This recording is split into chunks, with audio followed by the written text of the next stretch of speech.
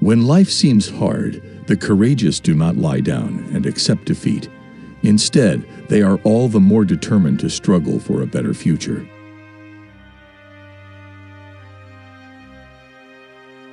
It is through this lens of history that we should view the conflicts of today, and so give us hope for tomorrow.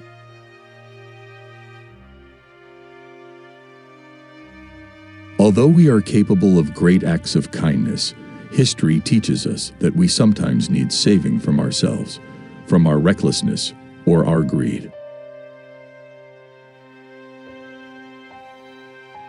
Our modern world places such heavy demands on our time and attention that the need to remember our responsibilities to others is greater than ever.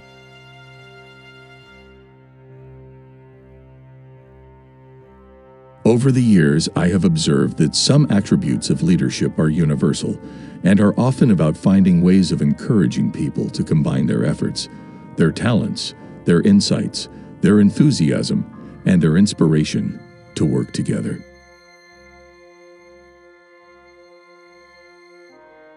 Even when your life seems most monotonous, what you do is always of real value and importance to your fellow men.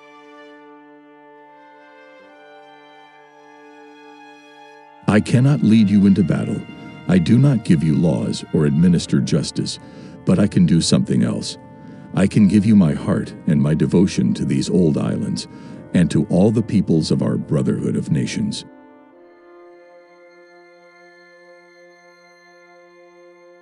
It's worth remembering that it is often the small steps, not the giant leaps, that bring about the most lasting change.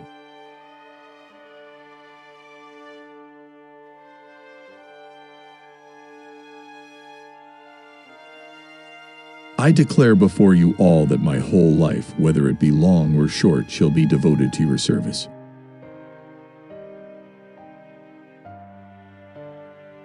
I have in sincerity pledged myself to your service, as so many of you are pledged to mine.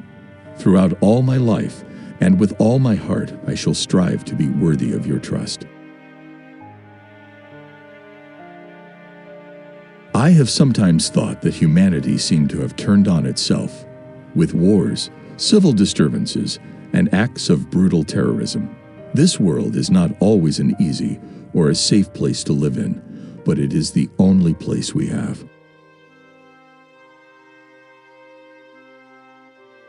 The wartime generation, my generation, is resilient.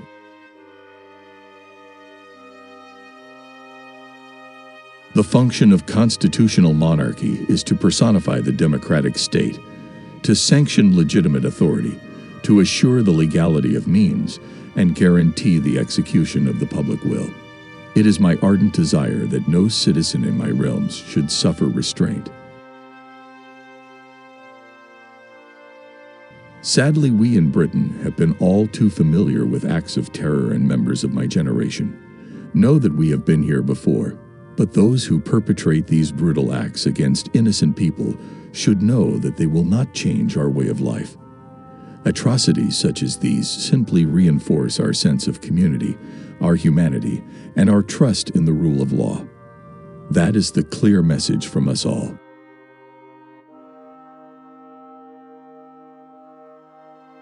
We know the reward is peace on earth, goodwill toward men, but we cannot win it without determination and concerted effort.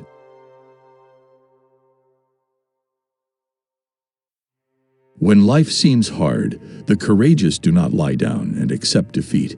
Instead, they are all the more determined to struggle for a better future.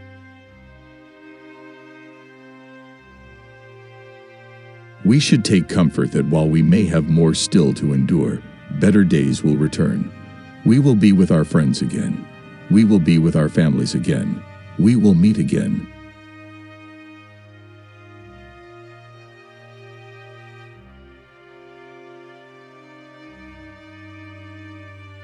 Everyone is our neighbor, no matter what race, creed, or color.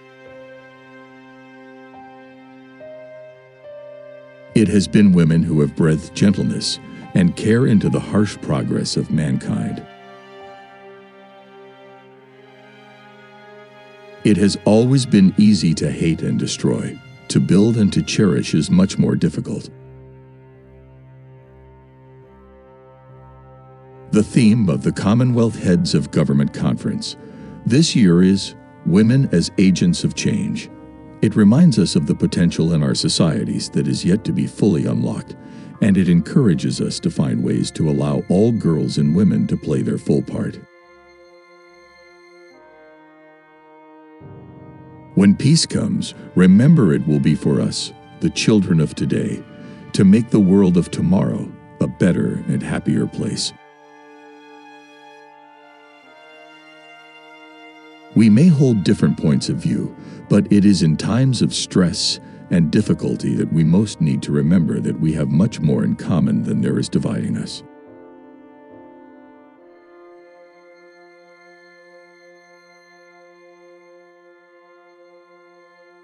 Some cultures believe a long life brings wisdom. I'd like to think so. Perhaps part of that wisdom is to recognize some of life's baffling paradoxes, such as the way human beings have a huge propensity for good and yet a capacity for evil.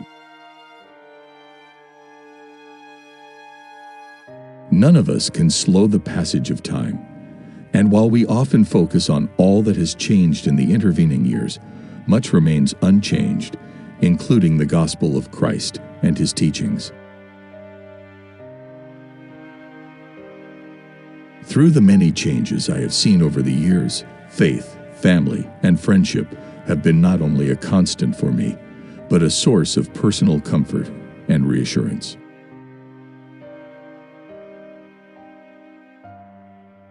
As I look to the future, I have no doubt at all that the one certainty is change, but I do not think that we should be over-anxious. We can make sense of the future if we understand the lessons of the past.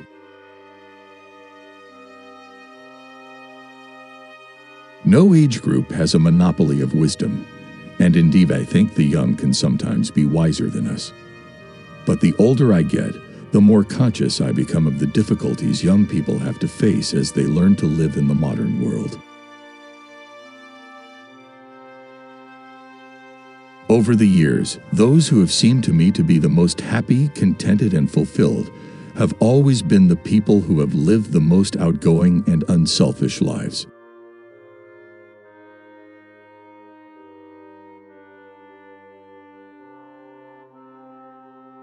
We have all been trying in our different ways to cope.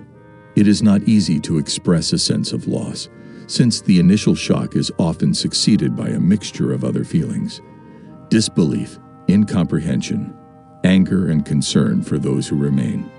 We have all felt those emotions in these last few days. She was an exceptional and gifted human being. In good times and bad, she never lost her capacity to smile and laugh, nor to inspire others with her warmth and kindness. I admired and respected her for her energy and commitment to others, and especially for her devotion to her two boys.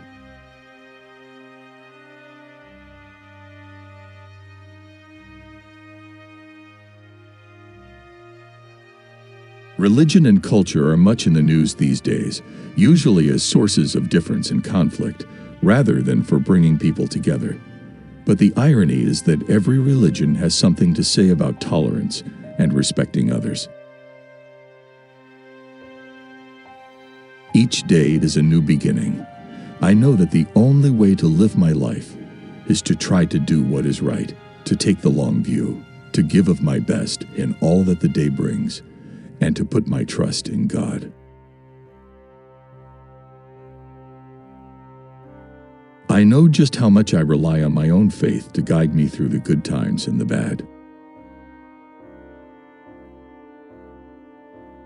If we resolve to be considerate and to help our neighbors, to make friends with people of different races and religions, and, as our Lord said, to look to our own faults before we criticize others, we will be keeping faith with those who landed in Normandy and fought so doggedly for their belief in freedom, peace, and human decency.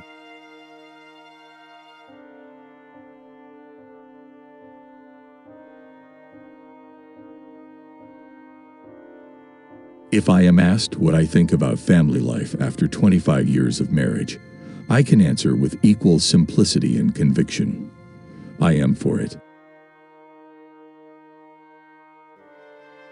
Prince Phillips has, quite simply, been my strength and stay all these years, and I, and his whole family, and this and many other countries, owe him a debt greater than he would ever claim, or we shall ever know. Prince Philip's sense of service, intellectual curiosity, and capacity to squeeze fun out of any situation were all irrepressible.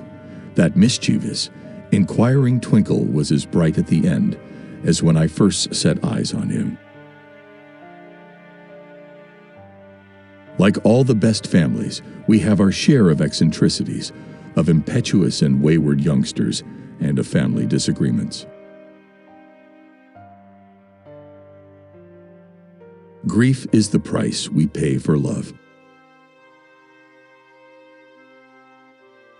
We think of our homes as places of warmth, familiarity, and love, of shared stories and memories, which is perhaps why at this time of year so many return to where they grew up. There is a timeless simplicity to the pull of home. The birth of a baby brings great happiness, but then the business of growing up begins. It's no surprise that families so often treasure their Christmas routines. We see our own children and their families embrace the roles, traditions, and values that mean so much to us. As these are passed from one generation to the next, sometimes being updated for changing times, I see it in my own family, and it is a source of great happiness.